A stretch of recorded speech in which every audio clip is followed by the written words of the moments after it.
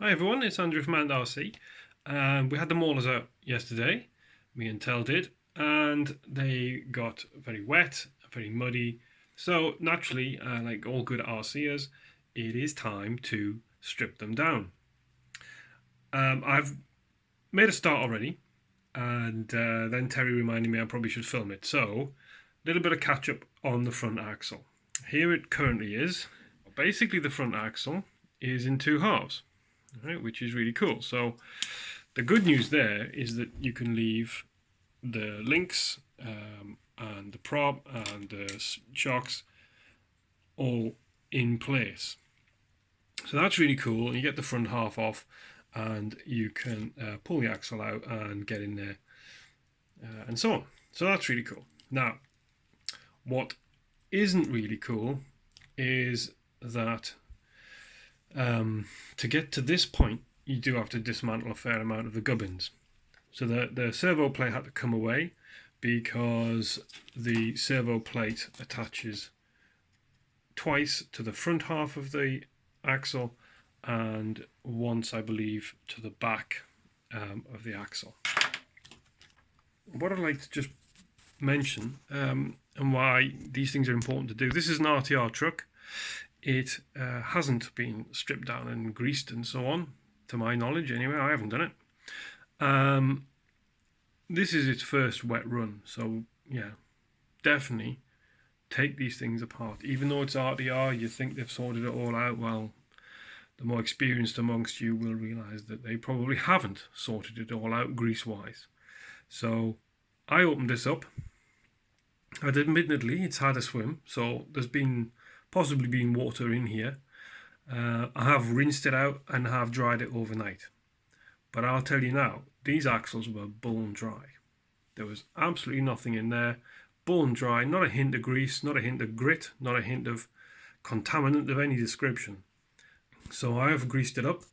To do that, I would use some sweep silicone grease, followed by some white grease, which is water repellent, that kind of thing.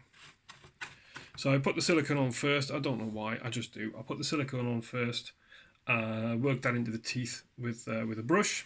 So I've got a little paintbrush for that purpose, and then I will, just prior to assembly, put a bunch of white grease in there as well, just to coat everything and keep the silicone next to the metal, and then put the grease on the top. Obviously, once it's been mashed at high speed, it probably doesn't make any difference. So that's what I'm about to do. I'm about to reassemble this. So I will go grab the tripod and set this up, and you can have a little look as we go along. Right, so that's got the axle sat back in the housing. It spins nicely.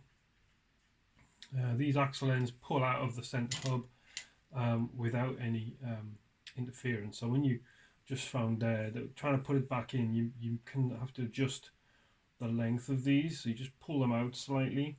You could maybe make out that one here is just slightly, there you go, you can just see the flat surface there. Just needed pulling out slightly so that the bearing would then sit in its correct slot. So then we'll pop that back in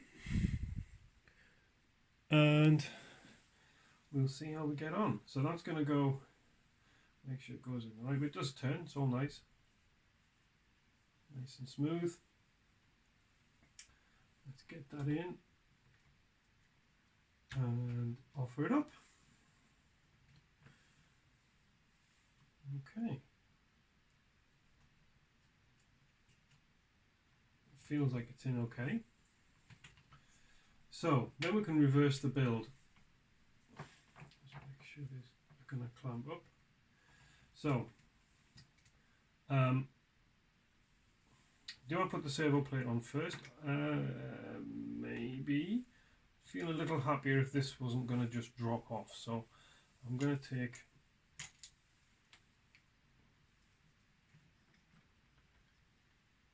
a bolt and I'm going to pop it back in.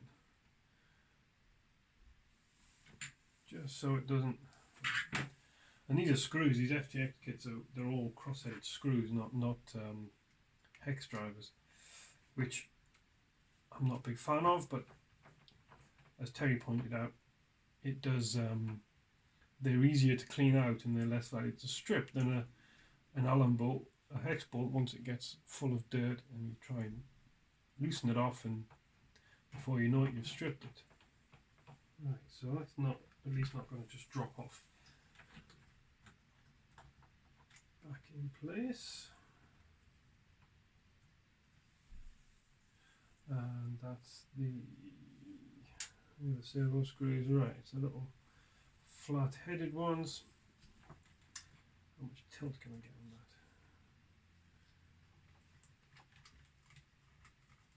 Right, that's one in.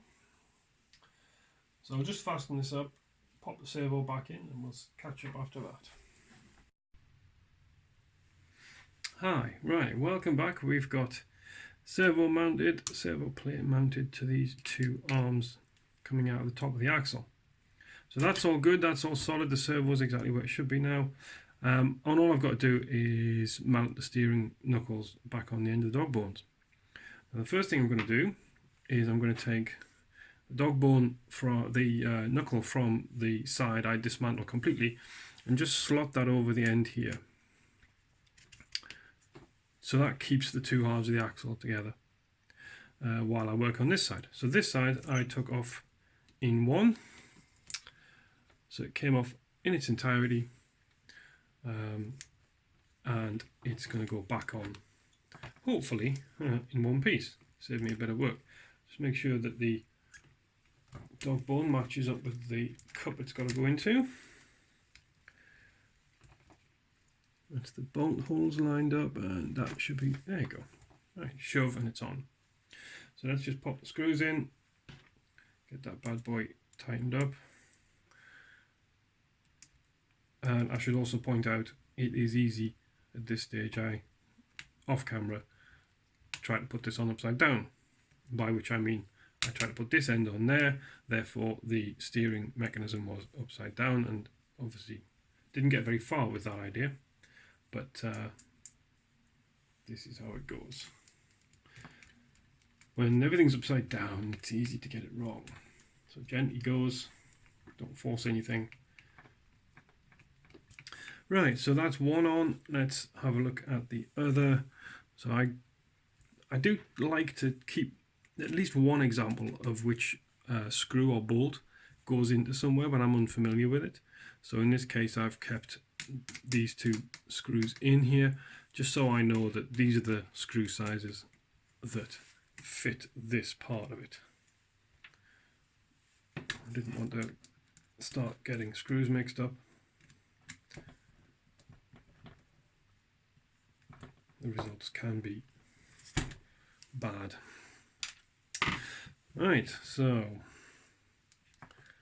let's get this on, and that should all clip into place. Get the screws in. Right, so they're on. Oh, tell you, these big rigs, they do take up some space.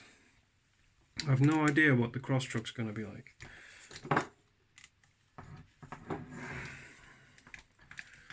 Well, it's going to be big. That's what it's going to be like. I'm going to have to rethink my working environment. Okay, so there we go. That's that on. All turning as expected. Okay, and let's get, what bits have I got left? It's always an important part, isn't it? Now, the main axle joints, bolts, there's big screw which goes all the way through what appears to be some kind of link support.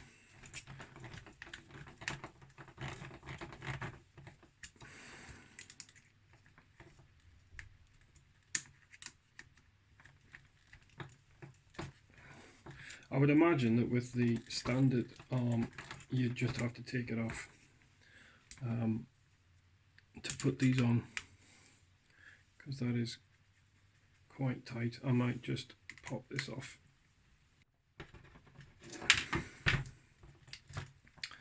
Right, get that out of the way a little bit more, and we can get this tightened in.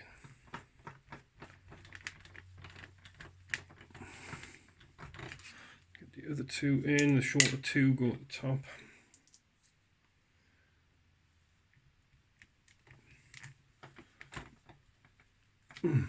Right, so that's those nipped up. That's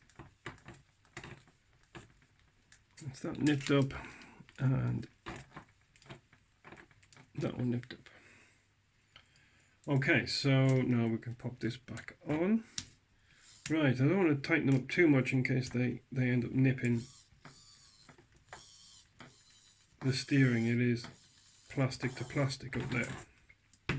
Okay, so you've got plastic bracket on the plastic axle, so the turn is there. Right, so I don't really want I don't want it to be too tight, interfering with the steering any. Okay, now before I put the giant wheel spacers on, seen that bad boy? Look at that giant wheel spacer, it's huge. Right, before we do that, I'm going to just nip up these axle locks, whatever you want to call them. Now I have, again, as Terry would probably expect, faffed about with this suspension on this again. Before yesterday's run, which we'll see clips of soon in the video soon, I put the hard springs in the front. I had hard springs in the back to help with the torque, not torque steer, the axle rocking with when it goes on the throttle, and that helped enormously. I put mediums in the front, and I had a nice bit of sag, and it looked good. But as soon as I put the 3S battery in, it just bottomed out the shocks. So it's just literally too soft a spring in there. So I put the hard springs in yesterday before I went out for a run, and that was great. There had plenty of shock movement and so on, but it was just, I felt a little hard and a little bit bouncy. The truck would bounce over things. Just a little bit too much.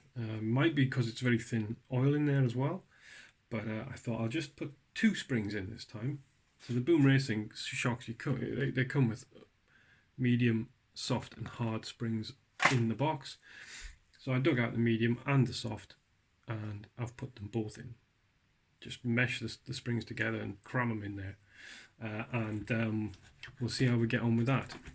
Okay, so that's a little bit of testing to be doing. I'm a little wary. So far it's been okay, but my previous experience with FTX, with the Outlaw, the many times I had to take bits of that apart, is their bolts, not screws in that case, they're all bolts, they strip so easy. These screws seem to be standing up a little better, but obviously it's early days. It's pretty much the first time any of them have been undone, so, but they've all stood up pretty well. I haven't stripped anything, so let's see. Now, last job is to put the axle pin back in.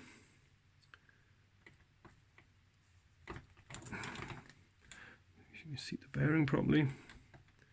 Get the axle pin in, and this gigantic wheel spacer sits on there. It should have a little grub screw. I think I put it back in. But then you look, there you go, beautiful. Yeah. Not only is it still in, I can access it without much drama. That was thread locked in, so I may just dab a touch of thread lock on it. Better to be safe than sorry. I'm in the middle of my screwdriver. Just one little dab. My early days of RC, I was a little cavalier with thread lock, and initially it was the wrong thread lock. It was this one I got, my first ever thread lock purchase, I hadn't realised that it is permanent. So that was a joy, trying to undo both sides permanently thread locked. So it's basically super glue then, right? Why don't you just tell you it's super glue? I don't know why they tell you it's permanent thread lock. Anyhow, I'm sure it has its uses, and Terry still takes the mick to this day. So can you see what I was talking about with the steering lock? So there's, yeah, it's trying to get an overhead there. So you see where it touches here, yeah? So that's your end point, and likewise on the other side. So there was the nub sticking out of here, built into this plastic moulding, that would stop the steering about there. So file that down and get a little bit more. Too much? As I say, we'll see. That's what I'm going to be keeping my eye on with the dog bone. So that's cool. We can put the wheels back on there, and we can turn to the back axle next. Same sort of arrangement as last time. I've got the links held into a plastic horseshoe arrangement. So the bottom screws are going to be holding, going straight through into that. The top screws on here are going to be held in by, yeah, I've got the nylock bolts behind. We've also got the same arrangement on the axle ends with these locking caps here. So let's get the wheels off, then we can get these off, and then we can get these 4 bolts out, and hopefully the axle should just pop open. Yeah? Okay, wheels off first. Here we go. Right. Okay. That's 1. That's 2. Right, so I've loosened off the 4 bolts. The link harness holder thing has dropped off the back of these 2 big screws at the bottom. So there we go. Let's have a look. The moment of the reveal. So again, much like the front axle, it's pretty much spotless. I mean, there's nothing here. It's a clean cotton bud Q-tip, I guess you guys in the States would call it. So there's you know, I mean, there's next to nothing in here. See, next to nothing in here. There's no piles of goop or oil or grease, or there's nothing. It's a little bit of dirt. Obviously, some dirty water's got in, but there's no great mountains of grease. Yeah, it's just water that's in here. So, Mauler owners, I'd have your axles opened up and get them greased. Let's get some this on first. So all I'm going to do is I'm just going to, so again it's just the, that's what it is, sweep silicone grease. It looks like that if you don't know what it looks like. So I'm just going to get this on to the main cog, and I'm just going to paint it on to the gears, making sure I try and get some on every tooth. I mean, I can understand there's an argument for not having a ton of grease in your axles if they're not watertight, which I don't suppose any of them are. Because obviously the grease is sticky, and sticky grease attracts the muck, and you end up with a sort of grinding paste. Whereas at least I suppose if the axles are grease free, then the muck kind of washes in and washes out. I don't know. I don't know about that. So you guys maybe tell me if that's a complete load of hogwash. But I'm sticking with tradition, making sure that I've got my diffs greased. Thank you very much. Until I'm convinced otherwise. I'm gonna pop this in. Obviously these things only go one way if you've never done one before, because the gears are off, so you can see the cutout. It only goes in one way, and you may be unlucky and just catch the drive cog tooth to tooth, but that's I mean, that's Loctite, but it would be because it's got the resistance of the motor. and I don't have much leverage at this point. So I'm never going to turn the thing just by spinning that round, not with the motor connected anyhow. So I don't expect it to spin round. What I do expect is it will sit in the housing in the right, with the bearings in the right place there. Yeah, click in. Okay, so I've got to make sure that these sit in their correct position, which, as we saw with the front axle, might mean just lengthening where these axle rods sit in the hub.